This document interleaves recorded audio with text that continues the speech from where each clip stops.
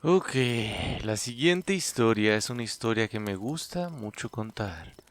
Su nombre es... Las sombras de la casa de piedra. Tiene tres personajes: Daniel, Samuel y Richard Miller. Daniel es el hermano mayor, Samuel el hermano menor y Richard es el padre. Bueno, ¿ya empieza la historia o qué? Está bien, solamente les estoy dando un contexto de la historia para que ustedes la puedan entender mejor. Pero aquí va. La casa de los Miller siempre había sido un lugar cargado de muchas sombras.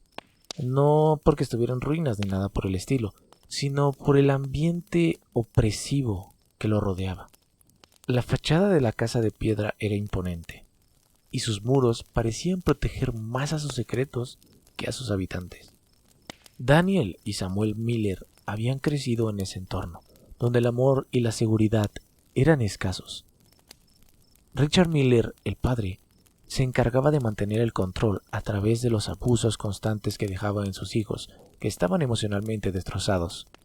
Las palizas eran muy comunes, pero lo peor era la forma en la que Richard les metía ese terror psicológico que poco a poco se infiltraba en sus mentes. A medida que Samuel crecía, sus trastornos mentales se volvían más evidentes. Las voces en su cabeza se hacían cada vez más fuertes y la paranoia lo envolvía como una niebla. Creía que las sombras siniestras lo observaban y que cada rincón de la casa albergaba una amenaza.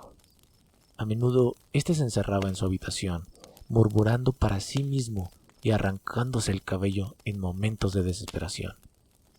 Daniel, a pesar de su angustia, trataba de ser el ancla de su hermano. Después de todo, era el hermano mayor. Él trataba y hacía todo lo posible por mantenerlo a salvo de su padre y buscar ayuda, aunque siempre se sentía impotente. Su frustración se intensificaba cada vez que Samuel se desvanecía más y más en la locura. Una noche, todo llegó a un clímax terrible. Samuel, convencido de que su padre estaba en un complot para matarlo, comenzó a actuar de manera cada vez más errática. En un ataque de pánico, él tomó un cuchillo de la cocina y se dirigió a la habitación de Richard, con la intención de defenderse. Daniel, que estaba en su habitación, escuchó los gritos y rápidamente llamó a la policía, mientras éste corría para intentar detener a su hermano. Al llegar, encontró a Samuel cubierto de sangre y a Richard yaciendo en el suelo, gravemente herido. Samuel, en un estado de frenesí, creía que había salvado a su hermano del monstruo que los perseguía. Daniel trató de calmarlo, pero antes de que éste pudiera hacerlo, la policía llegó a la casa, así que Samuel fue arrestado y llevado a un hospital psiquiátrico. La sentencia fue muy dura. Samuel fue ingresado en una institución mental. Daniel, aunque aliviado de que su padre ya no fuera una amenaza, sintió un peso enorme en su corazón. La culpa y el dolor de no haber podido proteger a su hermano de la oscuridad que lo consumía lo atormentaba a diario. Este generó una ansiedad y depresión que poco a poco se convirtieron en alcoholismo grave. Los años pasaron y Daniel intentó rehacer su vida, pero el peso del pasado nunca lo abandonó. La historia del ataque en la casa de piedra se convirtió en un rumor, y la casa, que ahora estaba deshabitada, comenzó a deteriorarse por los años. Estaba cubierta por maleza y polvo. Pero un día, mientras Daniel estaba en casa, recibió una noticia muy aterradora. Samuel había escapado del manicomio. La noticia le heló la sangre.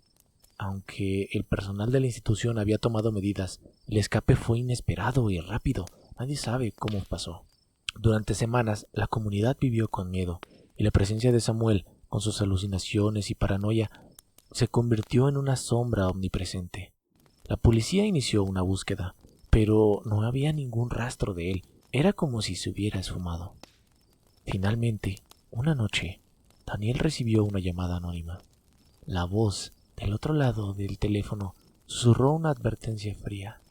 Tu hermano ha venido a buscarte y está más cerca de lo que crees. Al oír esto, Daniel regresó a la casa de piedra con la esperanza de encontrar alguna pista. Y al entrar, el lugar parecía aún más desolado y sombrío que antes. Las sombras se alargaban y escuchaba los murmullos de su hermano, que parecía que lo llamaba desde las profundidades de la casa. En la oscuridad, Daniel encontró a Samuel en el vestíbulo, mirándolo con una mezcla de reconocimiento y locura. Samuel avanzó lentamente diciéndole: Tú no impediste que papá me lastimara. No. Tú estabas en contra mía. Y tú llamaste a la policía. Yo lo hice solamente para protegerte, pero tú tenías que llamar a la policía. ¿Qué no ves? Yo te intentaba salvar, ya que tú nunca pudiste ayudarme. Tú permitiste que me estuviera pudriendo en este lugar. Tú permitiste que él me golpeara día tras día. Incluso permitiste que me pudriera en aquel lugar tan enfermizo. Tú que eras mi hermano, pero ahora pagarás por esto. Su rostro estaba demacrado y sus ojos estaban reflejando una ira y un terror indescriptible. Tenia intentó hablarle, pero sus palabras se quedaban atrapadas en su garganta. Samuel. No. Era como si la voz se le hubiera ido del cuerpo. En un enfrentamiento final, Samuel, consumido por sus delirios, atacó a Daniel, quien luchó con todas sus fuerzas. En un trágico giro, la pelea terminó con Samuel gravemente herido, colapsando en el suelo de la casa de piedra. Daniel, agotado y lloroso, lo abrazó en sus últimos momentos, mientras le decía: Perdóname, Samuel. No me dejaste alternativa. Yo te amaba. Eras mi hermano, pero no te pude proteger. Nuestro padre. No lo llames así. Está bien, solo... Lo siento, hermano. No me dejaste otra alternativa que hacer esto.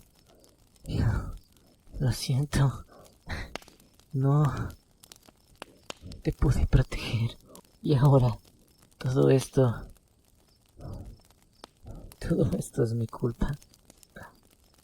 La realidad de Daniel se desmoronaba, y la policía llegó demasiado tarde para evitar la tragedia. La casa de piedra se convirtió en un lugar de luto, donde las sombras de la familia Miller aún se sentían. Daniel, quien ahora estaba marcado por su tragedia, dejó el lugar y nunca más volvió a ser el mismo. Ahora lo perseguían las voces de Richard y Samuel, quienes lo culpaban de todo lo sucedido. Esas voces parecía que nunca se callaban, nunca lo dejaban solo. No podía estar un momento a solas, porque las voces lo acompañaban día tras día. Así que se le ocurrió que para callar las voces debía evitar que más padres hicieran lo mismo, así como su padre lo hizo. Y este es el final de la historia. Y sí, sé lo que están pensando. Esta historia no es paranormal, es una historia que vive gente día tras día, que es una realidad que es simplemente horrible. Los padres que golpean a sus hijos realmente creo que deberían de tener un castigo. Por eso creo que hay muchos Daniels por allá afuera que quieren evitar que más niños sufran. Pero sí, esta historia me marcó. Y sí, este es el final. Llegamos al final de la historia. ¿Cómo? ¿Eso fue toda la historia? Lo sé, lo sé. Estuvo un poco corta, pero no se preocupen. Tengo más historias. Bueno, ¿y de qué tratará la siguiente historia?